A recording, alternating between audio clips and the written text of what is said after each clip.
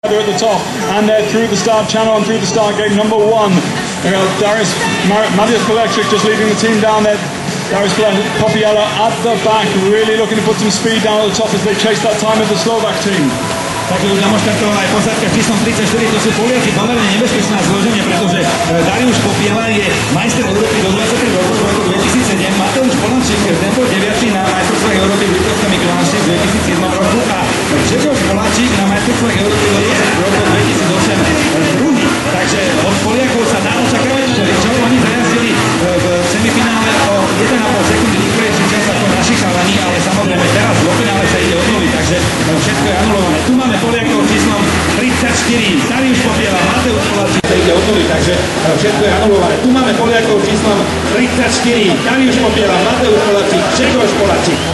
Poland very fast on the top section, 0.2 up, so the Polish team are in the lead at the top part of the course. Koleczyk takes you big 13, followed by third, and then Darius Popiela up to big 13, very close, very tight here, looking to keep it clean. And that way now they're 0.5, 0.88 seconds. This is the fastest team on the course. Poland are going to be setting a new slip under the ridge, up really against 17 and then away, nice and tight under there. Popiela runs in, Koleczyk out for 18, 19, running down to the finish. Popiela has it back into 17 and away, needs to make that time up now in order to keep the pressure on the Slovak team. Popiela now really running hard, fast Pradler, pushes it through gate 20 and into the bottom drop.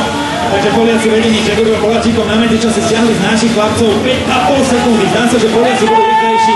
Grzegor Poláčik, ktorý viedol tú polskú ekipu, je už sieli, teraz čaká svojich kolegov. Oni išli v poradí Grzegor Poláčik, Mateusz Koleczyk, Darius Popiela. Pozrieme sa na ten čas.